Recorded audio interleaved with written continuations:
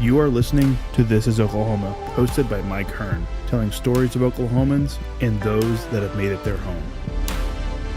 What's up, guys? Welcome back to another episode of This is Oklahoma podcast. Mike Hearn here, your host, back with another episode. Excited to share this episode with you today, but before we do, I've got to thank our sponsors. First of all, the Oklahoma Hall of Fame. They've been a huge part of this podcast for the last few years. So the Oklahoma Hall of Fame have been sharing Oklahoma's story through its people since 1927.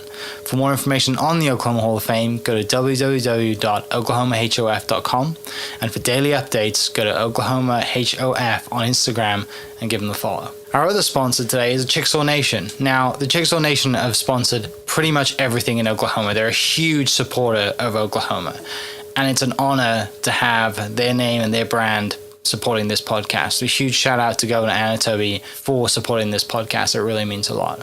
Our third sponsor is Diffie Ford Lincoln down in El Reno. Now, this one makes me so happy because these guys are great friends of mine, play a lot of golf together. I've bought my cars from them, do most of my oil changes down there, have a cup of coffee, hang out down in El Reno. It's a good spot to go. And not only are they great friends, but they provide a great service. So for over 60 years, third generation family owned Oklahoma business down in El Reno. They're also in Bethany as well. So people in the Bethany area know the Diffies really well.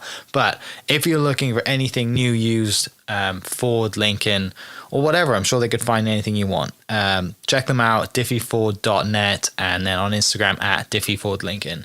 This episode is brought to you by the Doghouse OKC. Recently, I have been in need of some doggy daycare for my two pups, and the Doghouse have come in clutch. The team over there are incredible.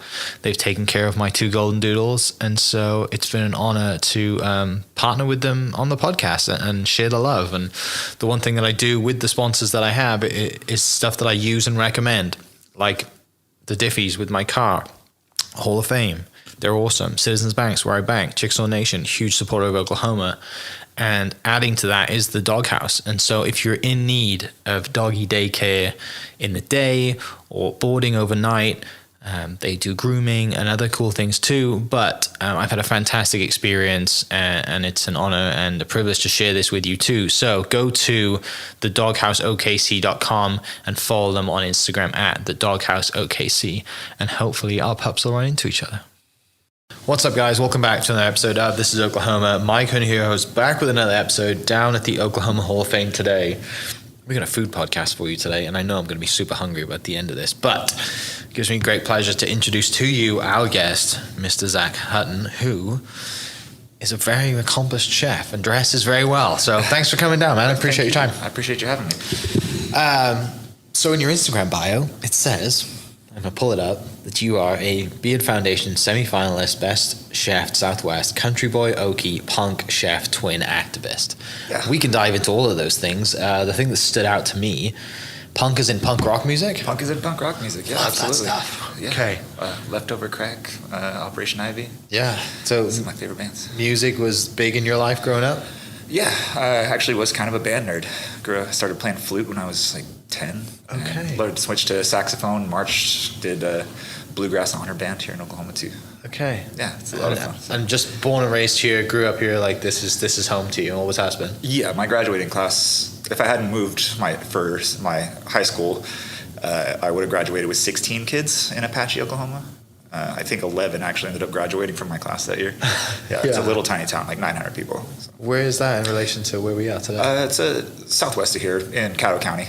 Oh, okay. Yeah, so I grew up on the Comanche-Caddo County line, and Apache used to be it was an Indian reservation. It still is technically, I guess, but the school was so small that they absorbed it into our public schools too. So I got to grow up on the res.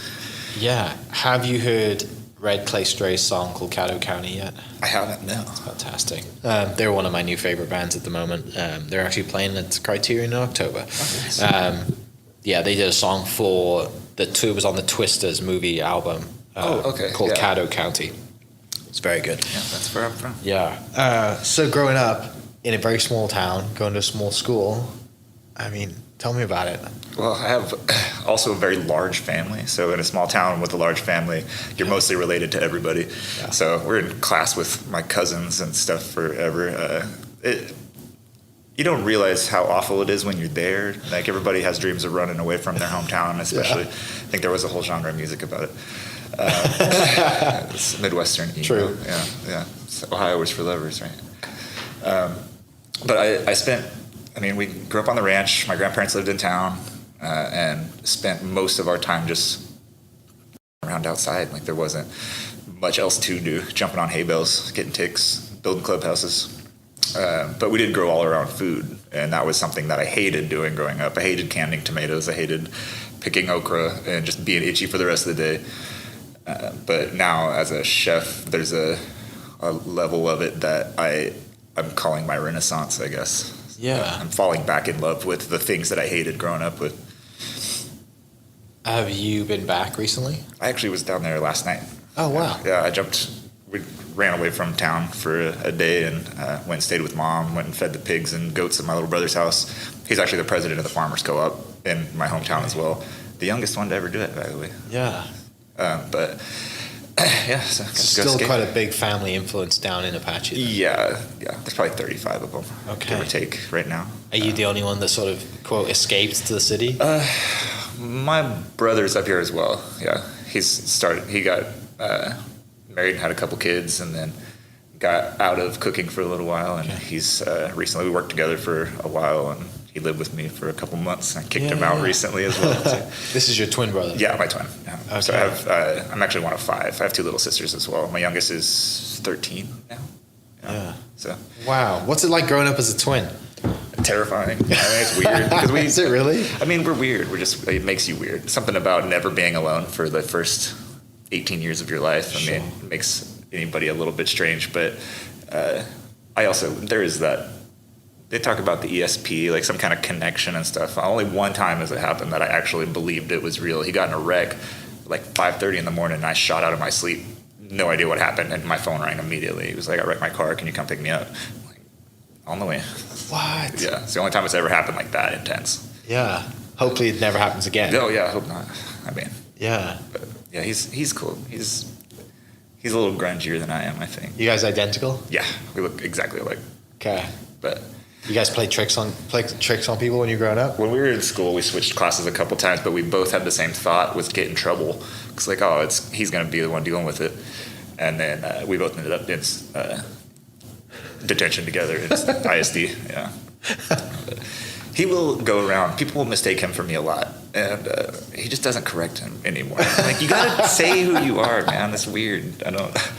I'm married. You can't be out there like with your girlfriends. Like, you saw your husband. Yeah. You didn't. No, you didn't. That's his twin. Yeah. Do you know Chris Murray?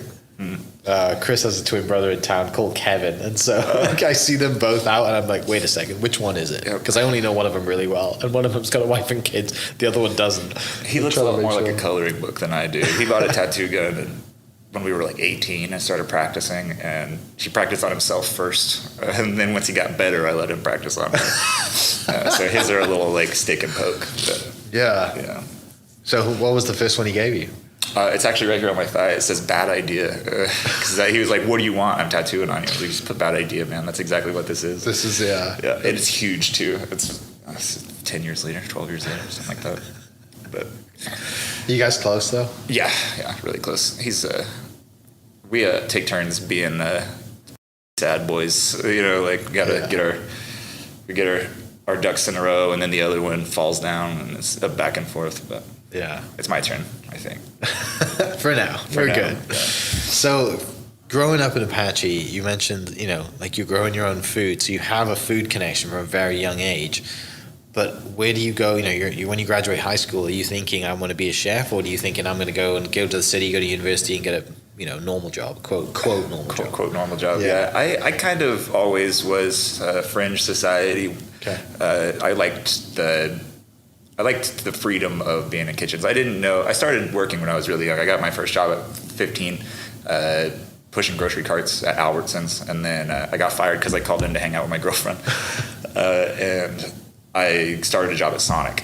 I worked at Sonic. They made me a manager in like a year. I'm like managing 40-year-old felons at 16, and small town stuff. I was in the school paper, and my teacher, Michael Ross, tasked me with starting a food column for the school paper. So I did my first, and he loved it. We had to do an entire page because of how much I wrote, and then he gave me a copy of Kitchen Confidential by Anthony Bourdain, which is a lot of people's story getting into culinary school, but like something about it resonated, and I ended up I sat on it, and I did work in kitchens for my entire career, and then finally actually went to school for IT tech. I learned how to fix computers, and dropped out because it was boring, and went to culinary school. Graduated second in my class.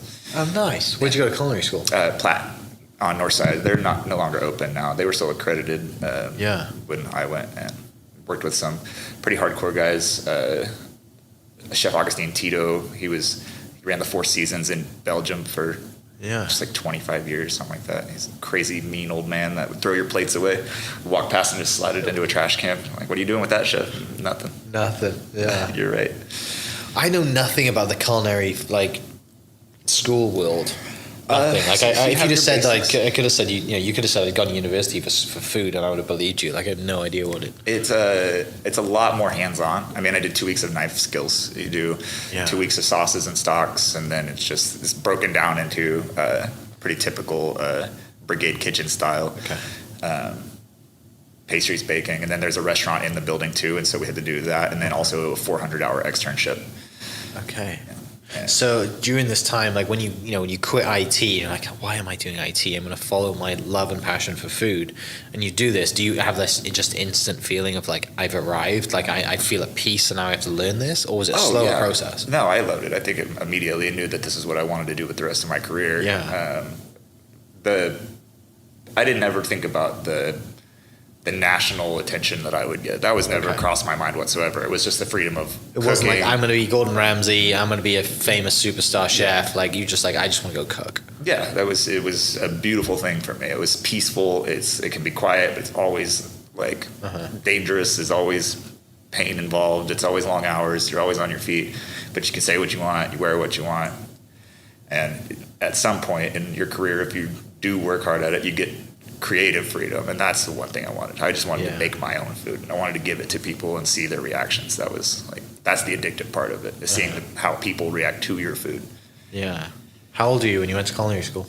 I guess 19. Oh, so still fairly young then. Mm-hmm. Yeah, I just turned 34 this year. Yeah.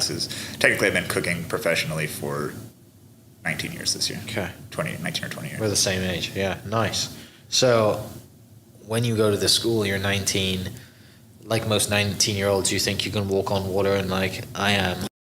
You know? Yeah, I did anyway. I thought I was going to die. Because I was taking 36 credit hours a semester, and I also worked a 40-hour job. So I had about an 85-hour week. Yeah. And so I'd be sleeping in traffic on my way from school to work, like, have to put it in park.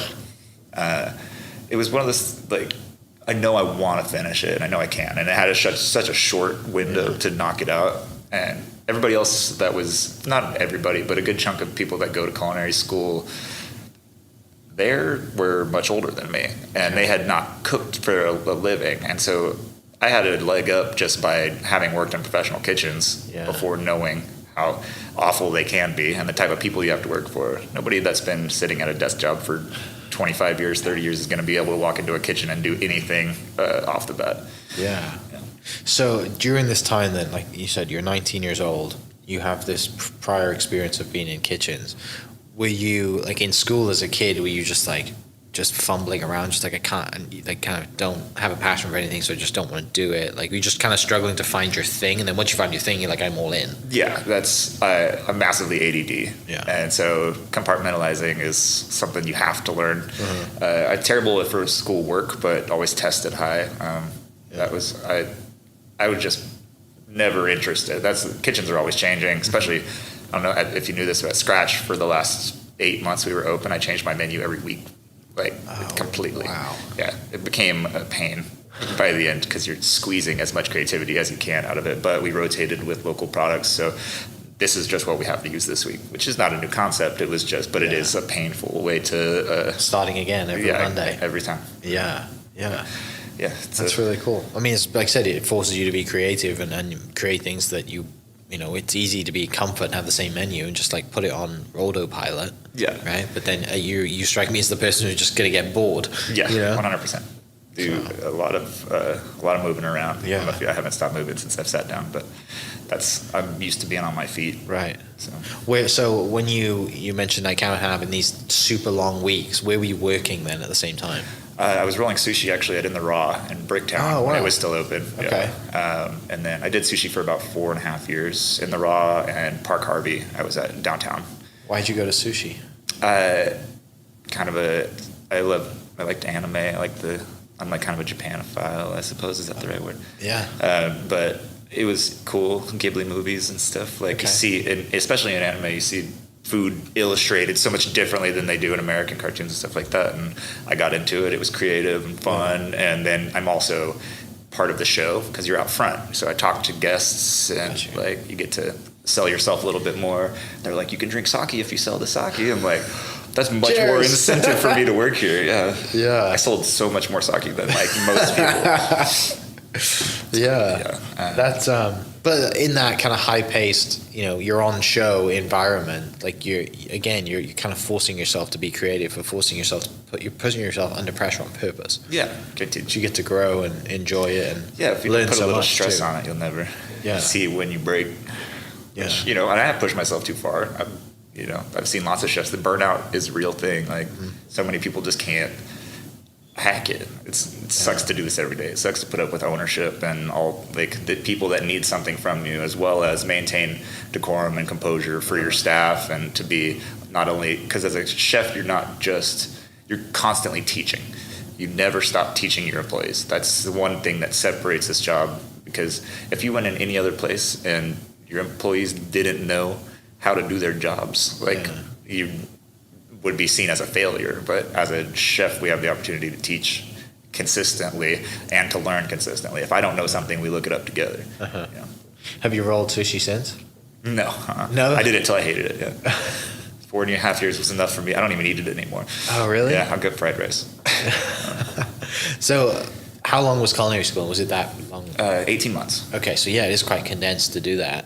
And so you stayed in the role after you graduated culinary school? Yeah, I did my externship through there as well. Okay. So I put another 400 hours in for them, and then ended up leaving to go to Park Harvey. Just more. Bricktown is a weird space. You never know when days are going to be slow, when days are busy. I just wanted consistency. From there, I've done caters, I've opened bars, I've been a restaurant consultant for 12 years now, 10, 12 years. Moved to Arkansas for a while and ran 2 restaurants there at the same time, and moved back to Kingfisher and built something new. And it's been a nonstop run for this last 10 years straight. So why Kingfisher? Why'd you head out there? That was the guy who owned the 2 restaurants in Arkansas. His name's Dave Rollins. The restaurants were Saki Sushi and Martini Bar, and then Stonehouse at Chaffee Crossing, which is a steakhouse and then a sushi bar downtown in Fort Smith. And he also does pipe fitting. So he owned a hotshot company and did drill wells, like stuff like that. And so Kingfisher is the K in what's called the Stack, which is Stillwater, Tecumseh, Ardmore, or something Kingfisher, which are a string of towns in Oklahoma that are full of crude oil. So that's where the drillers go. So he wanted to open something in a drilling town so he could have meetings with prospective buyers, I guess. With good food. Yeah. For a while. Right. Until I left. Yeah. Come back to the city a little bit. Oh, yeah. I'm just fascinated to learn like where your head's at, like when you're because as a creative and someone who has to stay, you mentioned a little bit of ADD, like you've always got to have a project, right? And you're always going to be working on something, but that something is always super creative. And where are you drawing inspiration from? You got local food sources. I'd love to hear all about that stuff. Like depending on during that period of time as you're going through your life and growing, and you're in mid-20s at this point. Yeah. Right. So the food became instinctual right around the time I got to Scratch. Okay. So when I got to the Paseo, Scratch had a concept. I was just working there as a line cook. Oh, okay. So here, let's preface this. This industry is so stressful. Right at the end of Kingfisher, I had been drinking very heavily, like every day, all day. Wake up, liter of vodka, like until at 26, I got pancreatitis. Spent 30 days in the hospital. I died actually for a minute.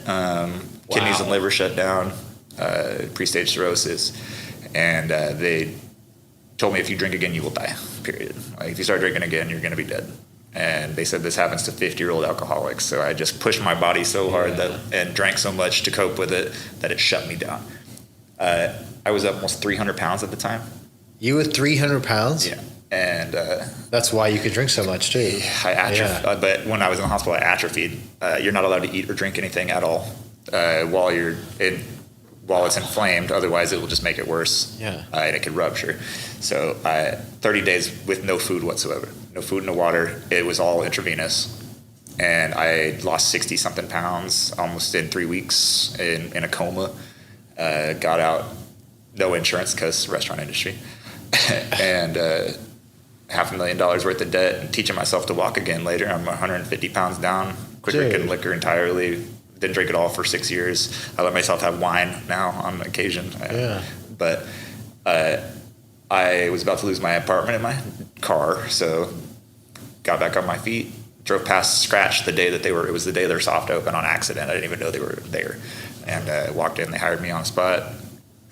Within a year, I took the chef position and decided it needed a new concept because the Scratch made sense when they were making everything from scratch, but why are we doing it from scratch with pre-made, like, terrible products? So we started leaning into the local thing, and then by the end of it, we were at 95% for the last year and a half to 2 years. We never dipped below 95% small farm local. That was like the instinct was when I was starting to recook again, when I was getting back to what made me happy in this industry instead of just pushing. I started thinking about home a lot more, and so these were things that made me comfortable, was fresh vegetables, fresh produce, okra, tomatoes, squash, zucchini, like the stuff that you hated growing as a kid. I hated, yeah, 100%. Yeah. And so we started, how do we do this? Okay. And it started out by just calling every old timer I knew, like, hey, do you know anybody selling venison? Do you know anybody that's got potatoes, whatever? And it did slowly start to pick up. And then around COVID, Jenna Moore, and she was at the Paseo Farmers Market, got grants money from the federal government to start the OKC Food Hub, which is essentially a middleman for restaurants to get with farmers. So we had over 150-something farmers, give or take, that we had access to, plus our own garden. That really helps. Yeah, it helps a lot. Connect that. Go to mom's house and just helps take them veg. too. Yeah. But it helps that, and then I started getting some national attention. I get the James Beard semifinalists for Best Chef Southwest, and that really like opened a lot of people's eyes to how much more we were doing than your average local restaurant is, because it's expensive. It's expensive to do that. But my mantra forever is the more of us that do it, the easier it is. Yeah. So. Yeah. Wow. I can't imagine what it feels like to, like push yourself to that and have to turn to drink to cope, and then be 300 pounds and I'm saying you can't eat for 30 days, otherwise you're gonna be in big trouble. Yeah, my tongue completely skinned itself essentially, and so I had, when I was able to eat again after those 30 days, everything was over flavored. Everything was too intense. Like I could smell sour cream and onion chips from across the room, and it was like gagging me. That did also put me like back in touch with like, oh shit, I don't think I've eaten a tomato before. Like this is all brand new again. Which as a chef, like to have that flavor profile, to reset to have it. such a really like strong flavor. Yeah, it's like a baby, like a child's mouth, like it's reset. Yeah. So it's kind of a cool little like perk, I guess, of you just go on like a hunt, like a discovery then of like, this is what this really tastes like. Yeah, for sure. Wow. Always eating. Okay. Yeah, so Scratch is why you get national attention then. Mm-hmm. That's the reason. Yeah, absolutely. How do things kind of snowball from there? I mean, I did Guys Grocery Games, and I lost. It was fun. It's cool to be on TV. It's a little kitschy, a little goofy. And then I did end up on Chopped as well this year, and won. And but the episode is a themed episode. It was they wanted, because of my work with local and the things that we do in our restaurant, the theme itself was zero waste sustainability. So all of the basket ingredients were things that typically would be considered trash to most people. But pretty sure I killed it. You won it. I won, yeah. But they were, at the end it was kind of surreal to even know that I'd gotten that far. And Yeah. after, because I used to sit poor while I was still in culinary school, and we watched Chopped at me and my wife's first apartment in Midwest City, and she'd be like, okay, here's 4 things that we have in the pantry, so play Chopped and throw something together. But wow, it's always that challenge yourself. full circle moment, right? Yeah. Tell me about like going on the shows and how that experience is as a chef, and what is real, what isn't real, and then obviously winning. Like, you know, that's a great thing too. The realest part of it is the time limit. Okay. The time is real on all of them that I've done so far. And that's fast because you've got 60 people running around out of frame, and boom mics and big crane cameras and everything, and it's like, and then the room you go out of, that's not the real room you're going into. It's like, they're like, don't tell anybody, it's like secret. Right, TV. Yeah, TV magic. But it's the cooking part is, I mean, so you get limitations obviously because of the games or the rules of the game, but you also have, when I was on Chopped, one of my judges was Muslim and she didn't eat pork, so they removed all the pork from the entire kitchen. Yeah. They're like, where's the bacon? No bacon today. No bacon today. Yeah. So you can't fall back on things that you know are going to be crowd favorites. Right. So it makes it a little bit different. But I don't know. The shows don't have anything to do with the culinary industry, I think. I think that they excite the public more so we can do what we do. Yeah. So and obviously branding is everything now. Been watching, Kevin Lee's, this dude's everywhere. You can't get away from him. What did you make? What were your ingredients? The first basket was shrimp shells and shrimp, pickle juice, and blue oyster mushrooms. And I did a salad with the raw blue oyster mushrooms. I made a vinaigrette with the pickle juice. I did a shrimp shell dashi broth. Okay. And then chilled the shrimp too. So it's kind of a chilled soup salad. The second course was lamb neck. And what was it? I remember the lamb neck the most. Carrot tops, asparagus stems, and something else. Baked ziti, a day old baked ziti. Okay. And so I made a Parmesan stock with just the cheese off the ziti. Did the meatball I broke down and ground it and made the lamb neck I broke down into a meatball. I did a salad with the carrot tops and used it as an herb in the meatball itself. And then I confit in butter the asparagus stems, just tenderize it. And then for the last round was orange peels, coffee grounds, hot dog buns, and spoiled milk. So I did the expired milk with buttermilk and made ice cream. Did a crumble with cereal bars, and cereal bars was one of them too. So cereal bars and a hamburger or hot dog bun crumble as well. Yeah. But it was nice. It all turned out really good. I was surprised for how much crap they gave us. But were you surprised you won? I was surprised I won. I felt way more confident in the second round than I did for the rest of the day because I didn't tell any of them that I was JBF or anything, and when I did, they all panicked and that was. Oh, really? I forgot that they don't tell the contestants anything about each other, and I didn't think about going in and bragging about stuff. Yeah. And then they all found out way into the day. We got there 5:15 in the morning. I think I left at 9:45 that night. Where did they film it? In Brooklyn. Okay. Yeah. Nice. In Red Hook. Yeah. So that why did they freak out that you were James Beard Foundation? I was a little bit older than most of them, which is wild because they were all 25 to 28. Yeah. But I don't know.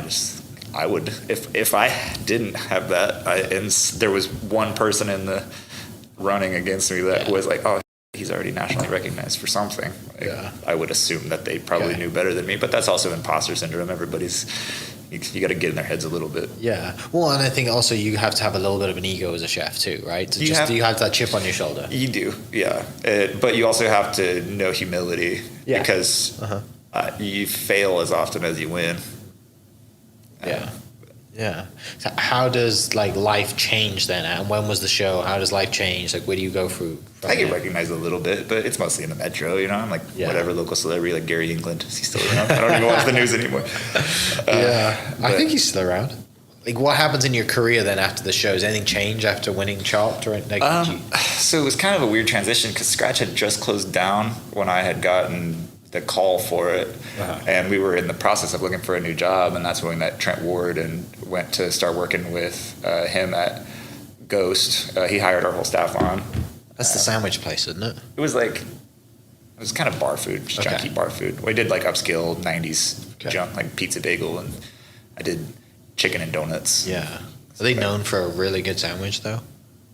I mean, I was. I swear the burger was there. Okay, yeah, I swear someone texted me the other day that was like, "Have you had this place yet?" I'm like, they're Ghost isn't open anymore, so it's probably something else. There must be something else. But I told him that wasn't really like my speed. It wasn't something I wanted to do. I would like to open. I wanted to get it back into fine dining. Yeah. And local dining, and so we opened Alma, which is named after my grandmother actually. Oh wow. It's my Meemaw. Yeah, and with them. But unfortunately, so from Monday, I'm no longer a part of that company. Yeah, so you're in a little transition period at the moment. Yeah, so trying to find something, just trying to find somebody who I think I align with more on how things should be done. Sure. Yeah. And when you're in something like this, especially something so passionate, and you don't agree with the chef on most things, then you should probably just find a new chef. Yeah, there's kind of like you're going to work with someone who you can align with. It's just putting yourself in a bad situation every day, right? So yeah, and you take away creative freedom from somebody who the restaurant's family is named after, I'm sorry to hear that. That's fine. But we get used to that. Fresh start. You're off to, you can go after something. We got prospects for days. Yeah, that's the one thing actually the shop has changed is that I could go get a job pretty much anywhere I wanted to right now. I don't know that I'd get paid what I wanted, but I could get a job anywhere I wanted. So what do you want to do? I mean, you're in a unique position. You get to kind of think and plan and figure it out. Food truck? I don't know. Yeah, I'm still thinking about it. I know that my goal is going to stay the same. My goal for this long has been locality, spotlighting Oklahoma as a food state and as a not just growing food, but for what we as chefs can do here. We have an amazing bucket of talent here in Oklahoma City, with chefs especially. But I still want to be. I want to be the first food ambassador for the state of Oklahoma. Really, I want it to be as hyper local as you can be, and I want it to be meaningful in some way or another. Mm-hmm. Yeah, how's that been? Obviously, the people are now well aware of Oklahoma City's food scene. Yourself, Chef Jeff, Chef Black, and Tab having awards and nominations, beard nominations. Oklahoma City is now becoming a place where people will travel to eat food, which is mad to think of. When you talk about your Bricktown days, or you think about Bricktown 10 years ago, or Oklahoma City 10 years ago, right? And now it's a place where people will come here to visit, and specifically pick out restaurants just to eat, which is amazing. And obviously you're in the thick of that industry, and a huge part of the reason that it, you're bringing national attention here. Yeah. What do you want to do? What's coming up? You get to, like I said, you're in a really cool position to just kind of play the field a little bit. Yeah, and point your attention to something, go after something different. Yeah. I don't know. It's a tricky question. It's all happening this week. So I've spent the last 2 days. I went down to Apache and saw Mom and got to go feed the animals and check the farm out with my little brother. Just getting a reset. I feel like that always clears my head is to go home because there's nothing. It's so quiet out there, man. Yeah.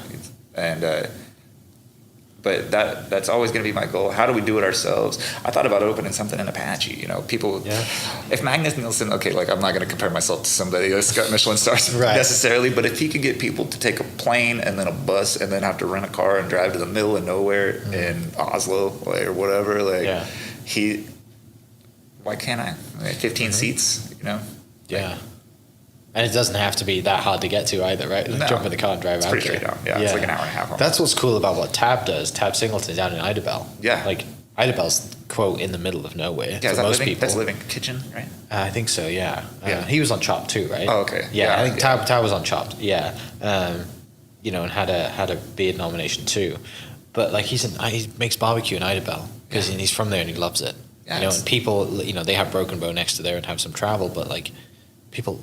I'm planning a trip to go drive to try his Wagyu burnt ends. Yeah, I drive to. 3 hours. People drive to Ishans. All the time. That's it's a dirty little hole in the wall fried chicken joint. Yeah, still smells like cigarette smoke. But it's Still good. only takes you cash, have to too. Be, you just have to be the best at what you do. Yeah. Doesn't matter what it is, just be the best at it. Yeah. Tell me about the beard nomination, that whole like process and that whole kind of period of your chef career. That was kind of earth shattering for me, honestly. I didn't, because that's a huge deal. I had no idea. Right. I had no even inkling that I was even in the running, or that I had that much whatever say over the industry here. But it's collectively been. I mean, it's hanging on the wall in my living room. I stare at it every day. Yeah. I still use that because being a semifinalist is great. I want to win it. That's someday. I know that Jeff goes first, I hope, because he's been nominated. I can't tell you how many times now, but it's definitely something that is still always on the table for me. That's something that I knew if I could do it accidentally, I can do it if I'm trying for it. When were you nominated? What year? 2021. Okay.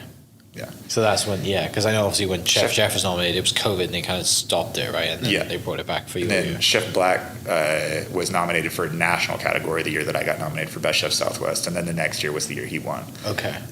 Because they already announced this year's winners too. Yeah. But I think we got skipped a little bit. Oklahoma City got missed a little bit this year. Yeah. Because it's been very heavy, not heavily, but we've had plenty of people in it. Yeah. Which is, to think, like, again, back to think of this food scene, like, it's amazing. Yeah, there's always something new, and it's eclectic too. Though we aren't hitting all the same notes we used to. Everything was a diner or a strip mall chain.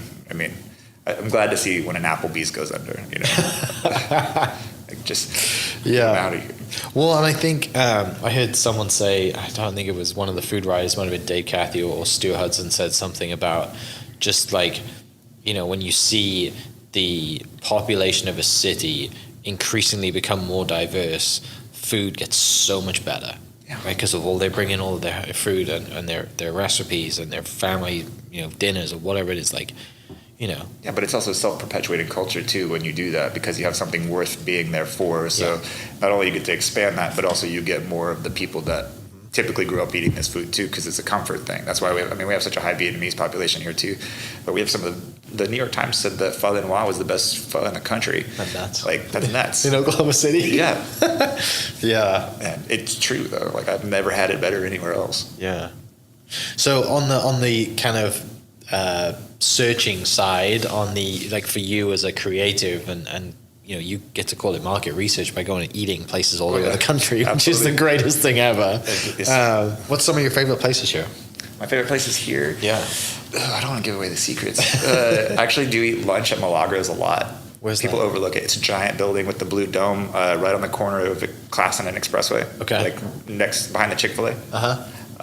And it's cheap, it's consistent, and they have this Milagros sauce, which is like an emulsified jalapeno sauce. And then obviously Majer is just outstanding consistently. Like Tamashi for ramen. Uh-huh. The burger at New State is killer. Yes, it is, with thick bacon. With the thick bacon. Also, Russ's place, Sun Cattle. Sun Cattle's incredible. I haven't had that burger reminds me of, we have a burger joint in the sale barn. You know what a sale barn is? It's an auction house for cows. Okay. And there's a burger spot in Apache, and that burger reminds me of that. Like, getting the burger at the sale barn is about as fresh as they get, man. Yeah. It's like you still smell, like, you're still seeing cows walk past. I don't know. I eat a lot of junk because I make things. I can do anything I want really at home, right? Yeah. But you want somebody else to make junk for you. So it's work for you, isn't it? Yeah, like, you don't want to. Yeah, I don't go home and cook. No, I go home and I had pizza rolls for lunch today. Yeah, I asked Chef Black the same question. I was like, "What do you do when you go home?" He goes, "Order pizza." Yeah, like, I run into Chef Black every now and then. He lives over by me too. We had lunch at Sauced and he ate wings. Like, was there pizza that bad?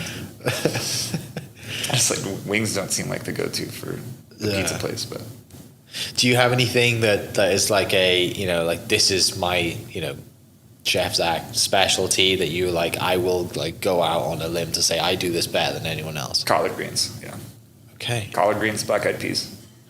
Where does that come from? The South, I guess. I don't know. I don't know. Nobody else makes collard greens. Even when I do find places, they're usually canned or they're not collards or they're just like, they don't use enough bacon, they don't use enough salt, enough stock. Like, you need acid. It's such a simple dish to make, but everybody does it wrong. Yeah. I'm obsessed with Southern cuisine. What Oklahoma has is a mix of so many different things, because you have the commodities program with after Indian removal, and it's this awful food. There's flour and lard and fake cheese and canned beans and stuff. So that's where Indian taco comes from, right? Fry bread. But then you have all this, the Freedmen post-emancipation proclamation. You have an entire black communities, thriving black communities, black-owned banks in Tulsa and stuff. And so you have what was Southern slave food initially becomes comfort food, but it's comforting in a new way, because you've got thriving communities now. It's not just because you're poor, it's because it's part of your culture now. And you have, after all of the awfulness that happens in Tulsa and Greenwood, and you have Polish immigrants, you got German immigrants, Irish immigrants, and all of this food is turned into one thing. So Oklahoma is really separate. We're not quite the Southwest, we're not quite the South, we're not really the Midwest, anything. It's just its own thing. Yeah. So I've been trying to I want to cultivate that into its own singularity. Okay. Like we should, but collard greens and black-eyed peas, I think, are the top two on that. Okay. That and cornbread. But if you don't put sugar in your cornbread, you're a crazy person, and you should go back to the East Coast. After what you just said, like, it sounds like you love history. I love Oklahoma history specifically too. Yeah. Okay. Yeah, I'm a nerd for our very state. Fascinating too. That's why, right? That's very different. It is. Yeah, it's painful and it's fresh. Like, it just happened. Yeah. We're 110. Yeah. So. Well, cool. Yeah. So you have that element to the history side of things. You love that. Obviously, you're a huge fan of Oklahoma. Food is your vehicle for that. Let's talk a little bit about the clothes side of things. I want to talk about you and fashion, because you definitely dress differently, and it's a good aesthetic. You look good today. Thank you. I don't know. I bought, so Simpleton is a company here in Oklahoma City. He makes like wallets and stuff on Instagram, but he made these leather suspenders. I got them at Blue 7, and I was obsessed, and I wanted it to work. I wanted to wear these so badly, but nothing in my closet made sense. So I'm also very trendy and thrifty. So I Goodwill almost my entire wardrobe. Well, we have plenty of those here too. Oh yeah, they're all over. Yeah. And so I started just like, we talk about history. My wife's into fashion and stuff too, so I just started learning about like different eras in men's fashion, which hasn't really changed much. Just like the frame, it's the shape of it all. But I'm obsessed. I got 30 hats. When I say that there's 60 or 70 pairs of slacks in my house, like, that's not a joke. I have every different textile you can think of. Yeah. What's your favorite season? Oh, fall, winter for sure. Because you get the layer. I get the layer. You get the layer with the pea coat. You get bust out the old members only jacket. All right, so best thrift story. What's your best find? Best find? Yeah. Oh, that's rough. I have a couple vintage cameras that are really cool. I found an auto harp from like pre-radio. So it's a harp built with a box that's got buttons on the front that are labeled with the keys. Yeah. And it was meant to teach people how to play instruments without having to teach somebody how to play instruments. So you can keep your kids or your family like entertained, especially when there is no radio. You're not just going to sit. Right. So yeah, that was kind of a cool find. I've got tons of silverware. I got a bar cart from the 20s. Really? A glass bar cart, yeah. Really. Where'd you get that from? Goodwill. Would you know which one?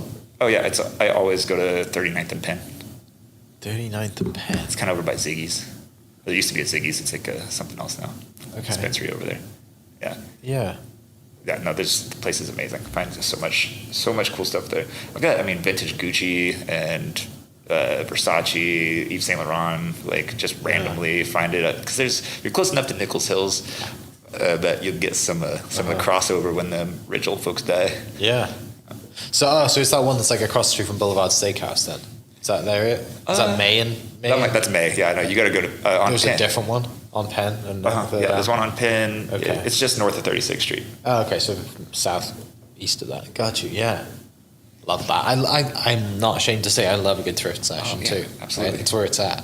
And I think especially with the way that men's fashion is going, there's some junk out there at the moment. Oh, yes. And I am like from the UK and very like traditional. People here call it preppy, but like I would just dress like I'm a golfer as well, so like that's normal. Like college, to wear a college shirt is generally normal to me. America's turned me into black jeans, black t-shirt, and a different pair of shoes. But media has as well. Like every media person wears black. But yeah, I mean and then like talking about your creative side, like you get to I know you get to wear whatever you want in the kitchen, but you get to really express yourself outside the kitchen as well. I actually do dress like this in the kitchen. Do you really? Yeah, every day. Okay. Yeah, I got tired because you spend so much time wearing the same things. It was for a long time I was jeans and a white t-shirt and an apron or a chef coat, and I just got tired of it because I have all these cool clothes and I want to wear them. I'm like, so buying them used is much better too, because now you're less worried about it getting torn up or getting dirty. And so there's little grease stains on everything I own for sure. But so I just started wearing them in the kitchen. Suspenders are utilitarian. Like it holds my 100%. Pants up. I'm white. I have no. Like and when you always need to wash your hands, I can't be pulling my pants up all the time. It became fashion and utility. Gotcha. Yeah. All right. Obviously, you mentioned tattoos earlier. Your brother's been tattooing. You mentioned the first one. You've got a lot more. I do have a lot. Tell me about them. They started out like, well, what can we make? You think your first one needs to be pertinent. Like it needs to be important to you somehow. And I just kind of skipped over that phase and I just like cartoons. I have some Woody Guthrie tattoos actually. This is Wake Up and Fight. This is from his list of 100 things to do for the new year. Okay. And some of them were as simple as brush your teeth, comb your hair, like wear clean clothes. But Wake Up and Fight was number 33, and I'm like, that's badass. Like, it's a great definitely quote. that. And then I've got his guitars, This Machine Kills Fascists on it. I'm a huge Woody Guthrie fan, obviously, too, because Oklahoma, you can't get away with that. So let's talk about that. What is it about just like that you love about Oklahoma so much? I mean, you could have, with all your accolades, you could literally go wherever you want to go, right? Oklahoma's kind of like an abusive partner, out of all the things that I don't like about our state, I'm very proud of my family.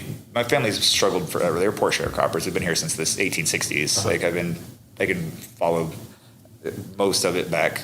And that I read my great grandmother's memoirs, and she talks about it was her and there was 13 of them, I think, at one point. A couple of her siblings died from Spanish influenza, but they lived in a one-room shack on sharecropper land. Like they just had to tend it, and my grandpa got arrested for moonshining. Like it's just tough old history. Like people didn't have. You worked for what you got. You get what you worked for, and I feel like I made my way. They're still poor. We're all still poor. We're all still struggling in some way or another. That's just part of it. But it's Oklahoma. It makes people tougher, I think. But there's the kindest people I know are from here too. Like rarely do you go anywhere where people will stop traffic to let you out of a parking lot. That doesn't happen in most states. So something about that shared struggle, I think, has made us all softer towards each other. Yeah. Finishing up State Fairs at the moment. State Fair started, I think, today. Going on for the next couple of weeks. Are you going, and if you're going, what are you eating? Ooh, if I go to the if you're going to get bad food, the State Fair is we always go for the biggest corn dog, and then the pizza cone. That pizza cone is ridiculous. You don't That's somebody always throws up the pizza cone somewhere, but it's so good. I don't actually go to the State Fair very often, just because it's hot and there's too many people there. I'm kind of a recluse in that way, but I do like to go and eat and then escape on rides. They take these things down and put them back up way too many times for me to think this is safe. They're trucked in and trucked out. I'm not getting on one of those things at all. There's no way. Still got the same music playing from 15 years ago. It's just ludicrous all day. I do they do concerts still at the fair, I think. I don't know, maybe. To see if anybody decent's playing. I know they have an Oklahoma section inside the arena, or inside the convention center. It's like a Made in Oklahoma section. Oh, nice. Which is fun, and it's inside, so it's air conditioned. And Lio's really cool. They've been doing really good work for a long time. They're through the ORA too, the Oklahoma Restaurant Association. But actually ran into Miss Roberta yesterday. Okay. Or 2 days ago. Yeah. But they're really fun people. State Fair, maybe not for me though. I can make I'll make some corn I need dogs to be at the in house. and out. I'll buy State Fair corn dogs at Walmart and take them to the house. Love that. What is your favorite bad food then? Ooh. Thin crust pizza from Pizza Hut, I think, is on the list. Calorie wise, you're just like talking like 2,000 per slice. And then I do love microwave White Castle burgers with the cheese, not without cheese. I got them once without cheese, and it was just an awful experience. Yeah. And they're actually better than White Castle. The microwave ones are better than the burger in the restaurant itself. We did the Harold and Kumar thing and drove to, I think it's St. Louis is the closest one. And they were so soggy. It was just an awful mess. We all ordered way too much. We're like, this is gross. This is a disaster. So we drove to Jack in the Box instead and came home. Yeah. I don't know why. How is a microwave burger better than something you make in your restaurant? It just blows my mind. Because they should have microwaved it and given it to you, right? Please, I won't tell anyone. Yeah, make it easy on the 15-year-old kid that's working back there. Yeah. Oh, man. Speaking of Chick-fil-A, I can't believe what they do to those kids. I've seen them sprinting through the parking lot with their clipboard up. My pleasure. All of them. Is it though? Like robots. Yeah. That's wild. How do you find those kids? They have to build those kids in a lab somewhere. I've never had a kid. I've never had an employee once in my restaurant career that has been that energetic. They do. That's the one thing they do in the food industry, and then they go on to college or do something else. That's it, right? Yeah, for sure. It must be. Or they just stay in the farm and become managers at Chick-fil-A. Apparently, it pays really well. I think it does. It's like $120 at Taco Bell. Is it really? General manager at Taco Bell is like $120K. Yeah. Oh my gosh. I thought about doing that. I couldn't stay up till 4 a.m. dealing with drunk people coming through though. Like I work in the restaurant industry. I do that anyway. First it's customers and then it's your staff. Yeah, you just have a window of people driving by now. Yeah. I actually did. I worked at a Subway for a little while. That was a terrible job. Panera Bread was awful too. Don't eat their soup. Oh really? Oh yeah, it's frozen in a bag and they heat it Chicken up in a noodle hot soup? trough. Oh. It's like a hot water trough, and they just with bars across it, and they just stick the baggie in it and clip it to it and let it sit, and then when it's ready, just plop it up. I do love a good bagel. Oh yeah, their bagels are good. Yeah, their bagels. That cinnamon crunch one, whatever. Have you had that one? I'm like a big fan of like blueberry and blackberry. Like any fruit bagel is like, and especially with double up with the cream cheese on fruit cream cheese. Oh yeah. Well. It's like cinnamon toast crunch or something. Yeah, that's super good. Yeah. So it's kind of, finishing up, obviously you're in a kind of strange spot here at the moment. You haven't, you're kind of in a nice spot where you can kind of plan and think and figure it out and do something. Yeah. I'm excited to see what you do get up to, but people can go follow you at your own personal Instagram, not any restaurant Instagram that you've been at now. Yes. So would love to hear you share that, and then anything else that is top of mind right now before we wrap. No, that's I'm just Chef Zach Hutton on Instagram. Super easy. Follow me. I don't post crazy stuff all the time, but when I do post it, it's got something to say for sure. Yeah. But we're gonna have some news, I'm sure, about what we're doing very soon. I've got a couple meetings set up, but don't want to jinx anything just yet. Yeah. But well, great. Yeah, definitely follow. Awesome. Well, I'll put that in the description. People go click on your Instagram, follow you there, and stay tuned for what Zach is doing next. And yeah, man, thanks so much for coming in. Really appreciate your time. Thank you. I appreciate you. All right, people listening, we'll catch you next episode. Cheers. Hope you guys enjoyed that great episode. Thank you so much for listening. As always, huge shout out to our sponsors, the Oklahoma Hall of Fame, sharing Oklahoma story through its people since 1927. For more information on the Oklahoma Hall of Fame, go to www.oklahomahof.com and follow them on Instagram for daily updates at oklahomahof. Our other sponsor, the Chickasaw Nation, amazing sponsor. They do amazing things for the state, and they're always sponsoring something in Oklahoma. They're a huge supporter of Oklahoma, and without their support, we wouldn't be able to do what we do.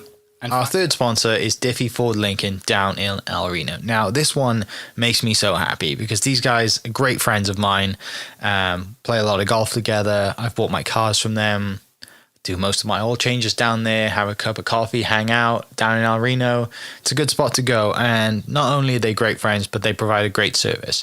So for over 60 years, third generation family owned Oklahoma business down in El Reno. They're also in Bethany as well. So people in the Bethany area know the Diffies really well. But if you're looking for anything new, used, Ford, Lincoln, or whatever, I'm sure they could find anything you want. Check them out, diffieford.net, and then on Instagram at diffiefordlincoln.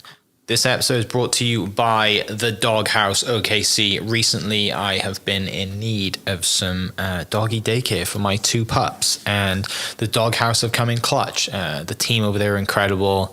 They've taken care of my 2 golden doodles, and so it's been an honor to partner with them on the podcast and share the love. And the one thing that I do with the sponsors that I have is stuff that I use and recommend, like the Diffies with my car, Hall of Fame. They're awesome. Citizens Banks, where I bank. Chickasaw Nation, huge supporter of Oklahoma. And adding to that is the Doghouse. And so if you're in need of doggy daycare in the day or boarding overnight, they do grooming and other cool things too. But I've had a fantastic experience, and it's an honor and a privilege to share this with you too. So go to thedoghouseokc.com and follow them on Instagram at thedoghouseokc. And hopefully our pups will run into each other. Thank you for listening. We are inspired by those around us and hope that you are too. Make sure you subscribe to this podcast on your favorite podcast platform and leave us a review so we can keep telling your stories. For more great Oklahoma content, follow This Is Oklahoma on Facebook and Instagram.